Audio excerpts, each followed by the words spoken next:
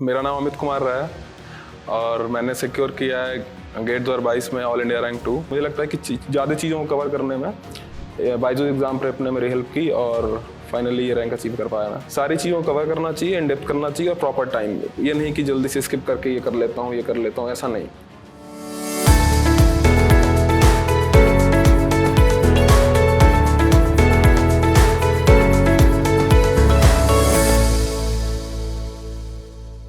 Hello students, welcome to Byju's Exam Prep Spotlight, a show where we bring our achievers into the spotlight and listen to their inspirational preparation journey.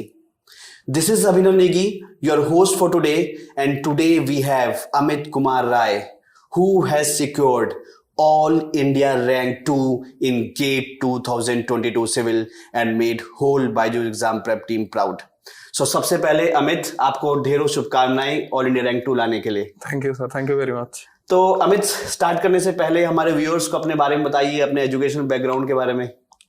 Okay, तो मेरा नाम अमित कुमार रहा है और मैंने secure किया है गेट 2022 में ऑल इंडिया रैंक 2। बेसिकली मैं आईआईटी कानपुर से हूँ। मैंने पास आउट किया सिविल इंजीनियरिंग से 2018 में और मैंने स्टार्ट किया था प्रिपरेशन सिविल इंजीनियरिंग के जो भी कॉम्पिटिटिव एग्जाम्स हैं 2019 से, और फाइनली मैंने अचीव किया ये रैंक 2022 में, तो काफ़ी अच्छा है। तो अमित, 2018 में आपने अपना बीटेक कंप्लीट किया आईआईटी कानपुर से। उसके बाद आप शुरुआत में या जब आप 4th ईयर में तो गेट के लिए फोकस नहीं थे?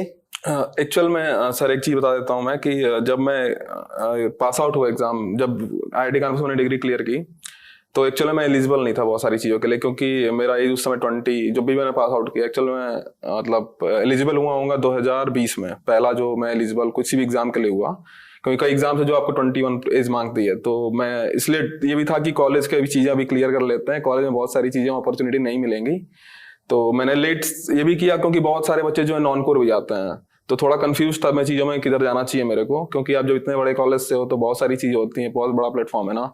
तो फिर मैंने डिसाइड किया कॉलेज पास आउट होने के बाद कि किधर जाना चाहिए, कहाँ मैं अपना बेस्ट दे सकता हूँ। तो मुझे लगता है कि 2019 से डिसाइड किया और 2019 से पढ़ना स्टार्ट किया और फाइनली ये चीज़ अचीव किया। तो ओवरऑल स्ट्रेटजी और जो भी थिंकिंग रही, मुझे लगता है मेरा सक्सेसफुल रहा। तो उसके लिए 2021 में भी आपने गेट एग्जाम दिया था? बिल्कुल दिया था। मेरी अच्छी रैंक नहीं थी उस समय, क्योंकि उतना मैं सीरियसली नहीं लिया था गेट को। लेकिन खैर जैसे जैसे देख रहे हैं कंपटीशन इतनी बढ़ती जा रही है, तो फिर आपको सोचना पड़ता है और भी चीजों के बारे में।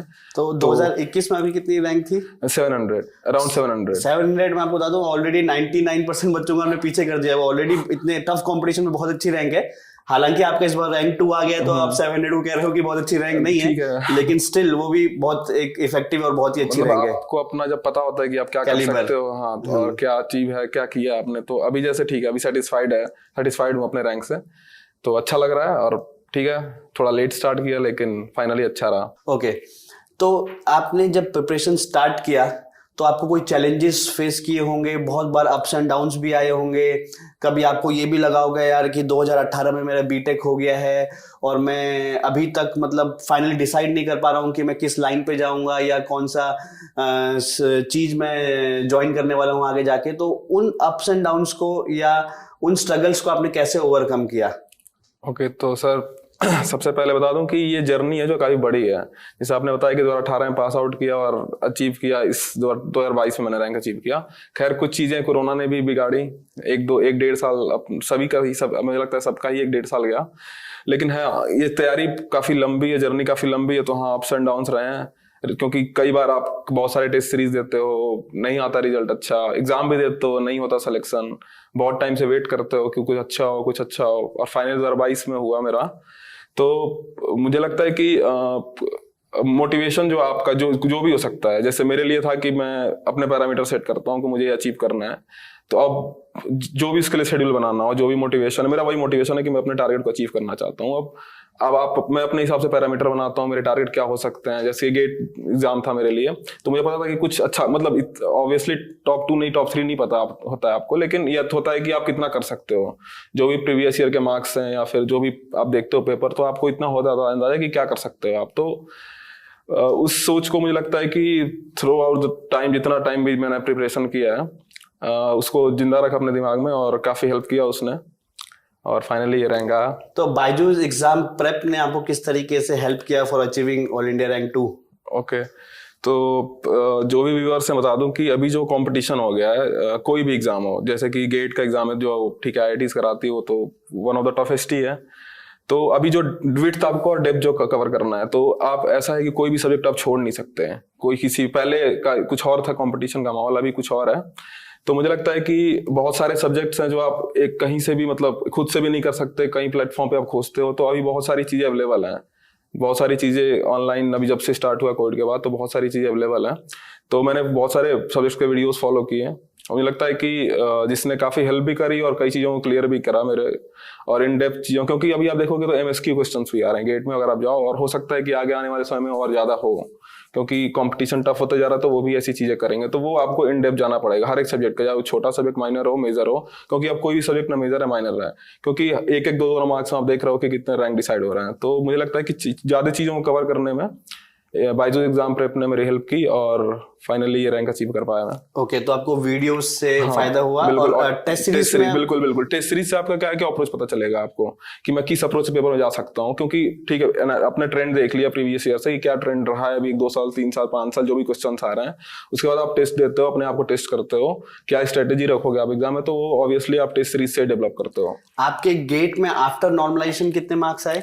97.01। 97.01। और बायजूस एग्जाम प्रेप का जब टेस्ट सीरीज दे रहे थे उस समय मुझे लगता है कि मेरा स्कोर टॉप 10 में रहता था जब भी मैंने टेस्ट वगैरह जो भी दिया, तो मेरे स्कोर रहते थे टॉप 10 टॉप 20 में। हाँ, इतना नहीं अच्छा सोचा था कि मतलब वहां पे इतना अच्छा अचीव कर पाऊंगा, लेकिन जब दिन दिन पे भी डिपेंड करता है आप कितना, थोड़ा सा लक 1-2 मार्क्स से बहुत होता है ना, कि आप जैसे मैंने 0.35 से मिस किया मेरे ईयर 1, तो वो थोड़ा सा चुभता भी है, लेकिन ठीक है ओवरऑल मेरा अच्छा रहा, और इन चीजों ने हेल्प करी यहाँ तक पहुंचने में, क्योंकि आप बहुत सारी जब जितनी सारे आप टेस्ट सीरीज देते हो, तो आपको अपनी गलतियां पता चलती हैं कि क्या मैं एग्जाम में गलतियां कर सकता हूँ।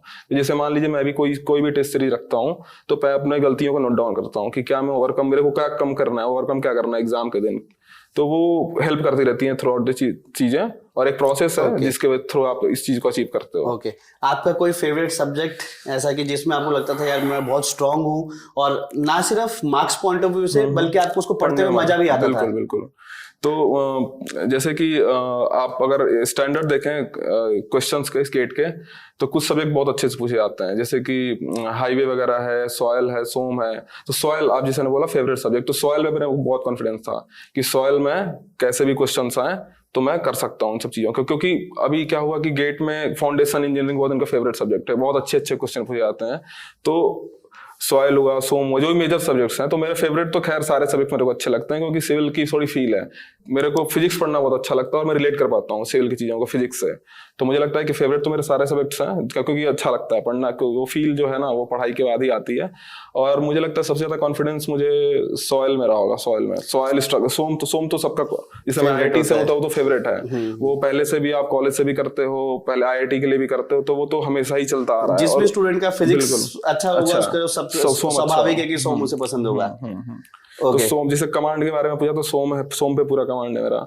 सॉयल अच्छा लगता है। हाँ, बाकी डिजाइनिंग की चीजें हैं तो वो भी है, आरसीसी हुआ ये सब, तो वो भी उसमें भी फील है। और ऑल इंडिया रैंक 2 अचीव करने के बाद आज मैं आपसे पूछूं कि अभी भी कोई वीक टॉपिक या जिसमें आप उतना इंटरेस्ट शो ना करते हो या उसमें उतने कॉन्फिडेंट नहीं हो जितने आप सोम और सॉइल में हो, तो अभी भी कोई वीक टॉपिक है यार, वो वाले सब्जेक्ट का वाला टॉपिक मेरा अभी भी वीक है रैंक 2 लाने के बाद भी? मेजर सब्जेक्ट्स का तो नहीं बोल सकता, लेकिन बहुत सारे ऐसे माइनर सब्जेक्ट्स हैं जो अभी ऐड हुए हैं, जैसे अर्थक्वेक वगैरह चीजें, और कुछ छोटे छोटे माइनर सब्जेक्ट ऐड करते हैं हर साल, कुछ ना तो कुछ ही ऐड करते हैं अपने कंपटीशन को बढ़ाने के लिए।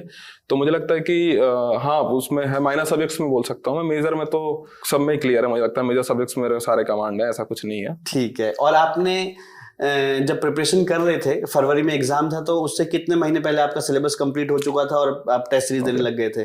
तो जैसा ये एग्जाम है, जैसा कंपटीशन है पूरा, तो मुझे लगता है कि ना तो आपका कभी तैयारी रुकता है, ना तो कभी रिवीजन रुकता है, जब तक आपका कोई रैंक नहीं आता किसी के लिए भी। तो वो थ्रू आउट आपको रिवीजन करना होता है, और कभी ये नहीं मानना है कि मेरा हो गया है। हाँ, मतलब प्लानिंग होती है, जैसे एग्जाम आया तो मैं 1 महीने पहले टेस्ट सीरीज उठा लूंगा, ताकि मैं खुद को टेस्ट कर पाऊँ कहाँ वीक हूँ, क्या गलतियां हो रही हैं, क्योंकि गेट जैसा क्वेश्चन पूछता है, बहुत स्पेसिफिक है, न्यूमेरिकल टाइप पूछेंगे तो आपको उनको बहुत शॉर्ट रेंज में आंसर करना होता है, हो सकता है एग्जैक्ट करना हो। तो इन चीजों को डेवलप करने में आपको थोड़ा टाइम लग सकता है। उससे पहले तक आप रिवीजन करते रहिए मुझे लगता है कि, और रिवीजन थ्रू आउट चलते रहना चाहिए। ये नहीं सोचना कि मेरी तैयारी हो चुकी है, जो क्योंकि बार बार चीजों को करने से क्लियरिटी बढ़ेगी, तो वो अपने आप मिस्टेक्स आप कम करेंगे एग्जाम में। अच्छा अमित, एक और सवाल है, मैं मोस्टली हर टॉपर से वो पूछता हूँ कि after giving exam, now GATE will be giving response key, GATE will be giving answer key, so after giving exam we can predict कि हमारा कितना रैंक आने वाला है, कितना स्कोर आने वाला है, या इस रेंज में हमारा रैंक आ जाएगा। लेकिन एग्जाम से 2 महीने पहले, दिसंबर या जनवरी में, उस समय आपको कॉन्फिडेंस था कि यार मैं सिंगल डिजिट रैंक ले आऊंगा? क्योंकि एग्जाम के बाद तो आज के समय में इतना रिस्पॉन्स की भी आ जाता है, आंसर की भी आ जाता है, तो बहुत ईजी है ये बताना। लेकिन एग्जाम से 2 महीने पहले दिसंबर में आपको पता था कि यार मेरा सिंगल डिजिट रैंक या टॉप 25 में आ जाएगा? बिल्कुल नहीं सर, ऐसा कुछ भी नहीं होता। 2 महीने पहले तो बिल्कुल भी नहीं। मुझे लगता है कि एग्जाम से आप 1 दिन पहले, 1 घंटे पहले ही पूछे तो मैं ऐसा नहीं बोल सकता कि मैं सिंगल डिजिट। हाँ, लेकिन मैं सर कभी रैंक के को टारगेट नहीं बनाया, मैंने स्कोर का टारगेट बनाया कि जिसे क्या पता चल जाता है क्या कंपटीशन है। आप अगर प्रीवियस ईयर के मार्क्स देखें, लड़कों को देखें, तो कंपटीशन आपको पता चल जाएगा कितना है। तो AR2 तो कभी टारगेट लेके मैं गया नहीं। मैं जो टारगेट लेके गया था कि 85 प्लस स्कोर रहा, तो कोई भी अगर PSU आई या फिर जो भी, तो मेरा मुझे लगता है कि टॉप 20 टॉप 30 में मेरा स्कोर रहेगा 80। और अभी जो नॉर्मलाइजेशन के बाद मार्क्स 97, तो काफी मेरे लिए अच्छा ही था।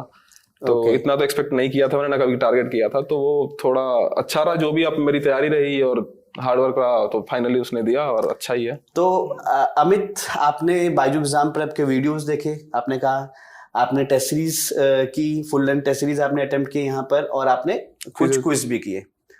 अब ये सब प्रिपेयर करने के बाद आपने जब एग्जाम देने गए, तो आपने एग्जाम के क्वेश्चंस को या एनवायरनमेंट को कितना रिलेट किया यहाँ के क्विज या टेस्ट सीरीज से? ओके सर, तो जैसे कि मान लीजिए कि कोई भी एग्जाम है, तो आप एक पहले आप सिलेबस कवर करते हो कि मैंने इतना सिलेबस कवर कर लिया। फिर अपने आप को आप खुद टेस्ट करते हो कि मैं क्या स्कोर कर रहा हूँ, क्योंकि बहुत सारे फैक्टर है जो अफेक्ट करती हैं आपके स्कोर को। हो सकता है कि आपको सारे क्वेश्चन आते हो, लेकिन आप सही वहां पे रेंज में और स्पेसिफिक जो आंसर पूछे जा रहे हैं न्यूमेरिकल टाइप क्वेश्चंस में आप ना दे पाओ, ये हो सकता है।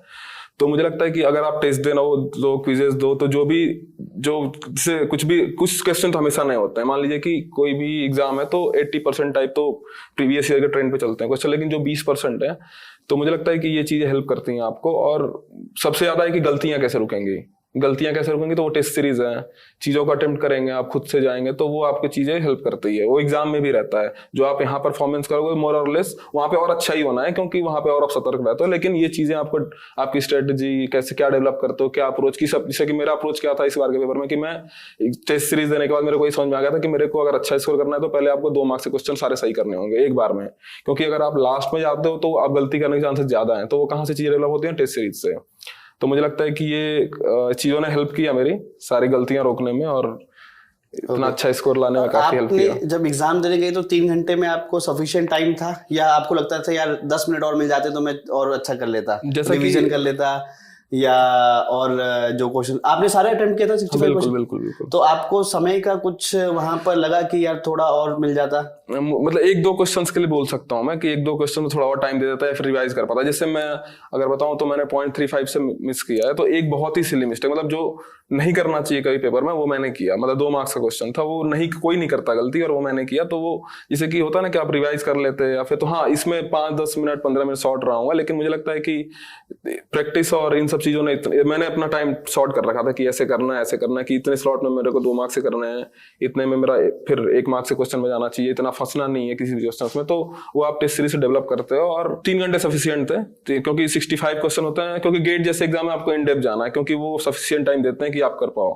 तो हाँ, 5 to 10 में शॉर्ट होगा, लेकिन मुझे लगता है कि ठीक है, प्रैक्टिस काफी थी, तो मेरे लिए ओवरऑल अच्छा ही रहा। ओके, तो अमित, आप बहुत सारे स्टूडेंट्स के लिए जो आगे आने वाले सालों में गेट एग्जाम देंगे, आप उनके लिए रोल मॉडल हैं, तो आप उनको कुछ टिप्स देना चाहेंगे या कुछ सजेशन देना चाहेंगे हमारे भावी फ्यूचर्स एस्पिरेंट्स के लिए?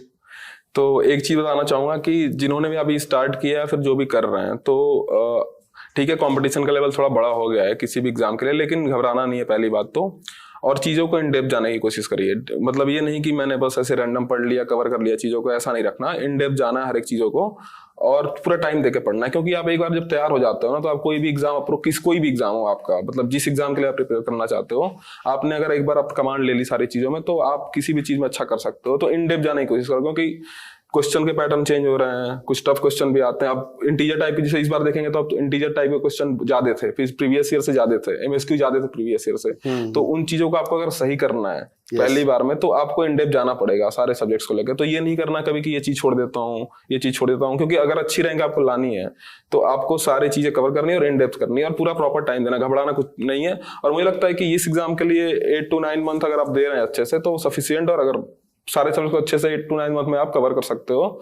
जैसे कुछ मेजर सब्जेक्ट्स हैं जो आपके 60 to 70% कवर करते हैं, कुछ माइनर सब्जेक्ट्स हैं जो ठीक है बाकी चीजें पूछ आती हैं। तो सारी चीजों को कवर करना चाहिए, इन डेप्थ करना चाहिए और प्रॉपर टाइम, ये नहीं कि जल्दी से स्किप करके ये कर लेता हूँ, ये कर लेता हूँ, ऐसा नहीं। ओके, तो अमित कुमार एक बार फिर से आपको रैंक 2 लाने के लिए big congratulations to you and your family, and thank you for making the whole Byju exam prep team proud. Thank you sir. और एक चीज और बोलूंगा कि मैं 2019 में जब भी स्टार्ट किया मैंने तैयारी, तो जैसे कि अभी मिले भी थे सर यहाँ पे अंकित सर और अंसारी सर, तो उनका भी स्टूडेंट रहा हूँ मैं, तो मिलके काफी अच्छा लगता है और मौका भी मिला ताकि मैं मिल पाऊँ, मतलब ठीक बायजूस एग्जाम प्रेप के थ्रू, तो काफी अच्छा लगा मेरे को। मतलब वही मेरे लिए ज्यादा कीमती वही है। ठीक है सर, ये तो इंटरेक्शन तो और क्वेश्चन स्ट्रेटेजी चलती रहती है, लेकिन जो इंटरेक्शन होता है सर वो बिल्कुल बिल्कुल, क्योंकि आप कभी पढ़ते रहते हो फिर आके मिलते हो तो वो अलग ही एक्सपीरियंस होता है। जैसे सर आपसे मिला तो काफी अलग है सर एक्सपीरियंस है मेरे लिए।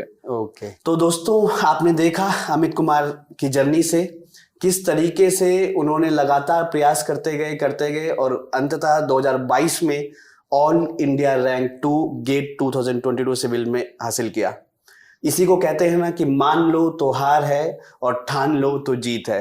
लगातार प्रयास, लगातार परिश्रम से उन्होंने ये सिद्ध कर दिखाया है। So for getting more such inspirational journeys, stay tuned in Byju's Exam Prep Spotlight. Thank you.